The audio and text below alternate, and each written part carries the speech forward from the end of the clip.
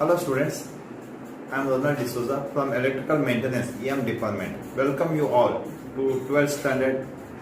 Electrical maintenance is a practically oriented subject which deals with the study of different types of wiring system, connection, testing and repairing of domestic appliances such as tube light, ceiling fan, table fan, food mixers, etc.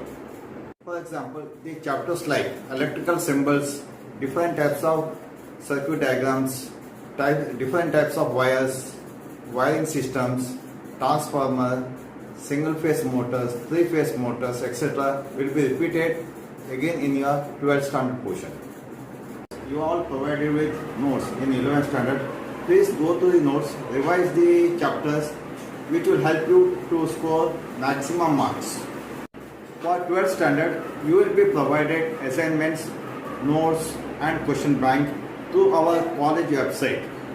Also, the college has decided to teach the subject through online. We have made a WhatsApp group for all the EM students. The name of the WhatsApp group is TPBEM year 2019-21. Many students have already joined this group and I request other students please join this WhatsApp group.